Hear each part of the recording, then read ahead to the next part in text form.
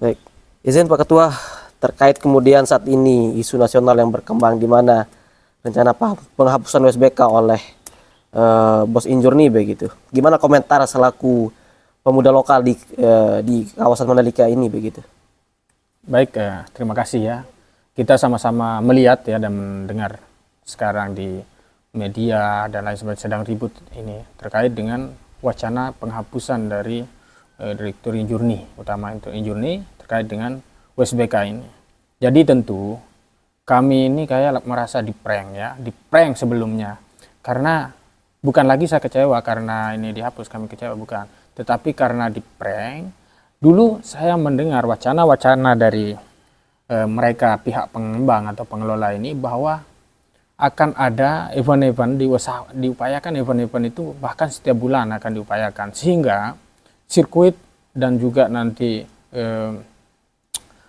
kebutuhan baik homestay kemudian tenaga kerja dan lain sebagainya juga akan tetap tidak seperti musiman kan begitu katanya. Jadi tidak mesti MotoGP dan USBK. Namun ini saya melihat seperti kami sedang diprank. Artinya apa? USBK saja mau dihapus. Bagaimana wacana untuk maksimalkan atau menambahkan event-event yang ada di Mandalika ini yang begitu besar pengorbanan masyarakat terhadap sirkuit yang ada di Mandalika yang katanya kebanggaan kita semua sebangsa setanah air, bukan hanya bagi kami di Mandalika. Maka kami sangat menyayangkan ya, kami sangat menyayangkan statement dan upaya bagi Bos Injurni ini untuk menghapus USBK. Nah, ini kayak betul-betul kami sangat diprank dan kami sangat kecewa. Kalau memang mereka tidak mampu untuk berinovasi, untuk membuat event yang di Mandalika ini, lebih baik ya mundur saja. Ya kalau perlu ya semuanya dihapus saja. Biar kami yang kelola. Begitu. Seharusnya gimana peran Injurni dalam hal ini? Apakah sebaiknya intinya langkah strategis apa seharusnya yang mesti diambil dibandingkan harus menghapus USBK ini begitu Pak Ketua? Jadi Injurni kan ini bagian dari BUMN yang ada terkait dengan pariwisata. Seharusnya dengan kekuatan mereka, kemampuan jejaring dan lain sebagainya untuk lebih inovasi, untuk menggerakkan investor, kemudian sponsor-sponsor, harusnya mereka bergerak, berupaya untuk maksimal. Jangan ini dipandang nantinya sebelah mata ya, karena DPSP atau destinasi pariwisata super prioritas itu ada 5 yang ada di Indonesia ini, yang dikelola juga oleh Injurni ya, di bawah naungan Injurni. Nah, saya melihat ini mulai dari USBK sekarang dihapus. Ke depan tidak menutup kemungkinan MotoGP juga akan dihapus, ya kan? Ya kalau memang begitu lebih baik dari sekarang aja hapus semuanya. Biar kami yang kelola kembali, kami dengan cara-cara kami di NTB. Serahkan ke Pemda. Pak Ketua.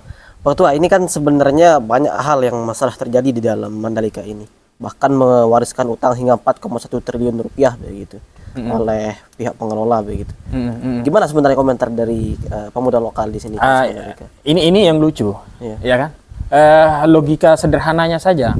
Ini kan 4,5 triliun ya, kurang lebih seperti itu. Itu memang cukup besar. Tapi logikanya masa mau langsung sejumlah sebesar itu mau dikembalikan langsung setelah event yang 2 tahun ini? MGPE sama USBK sama MotoGP mau langsung kembali modal? Itu kan mustahil. Dan sebelumnya juga hajatan untuk pembangunan Mandalika ini bukan sirkuit. Jadi bukan hanya sirkuit. Di awal tahun 2017 itu ketika saya diskusi di Nusa Dua bersama ITDC, itu tidak ada di plan itu sirkuit MotoGP, tidak ada.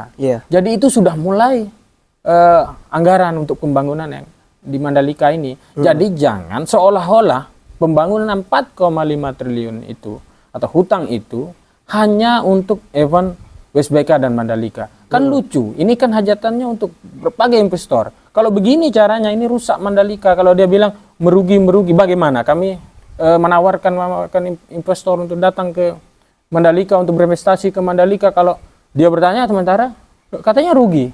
Ada investor yang mau rugi? Saya yakin tidak ada ya kan. Ini lucu. Betul.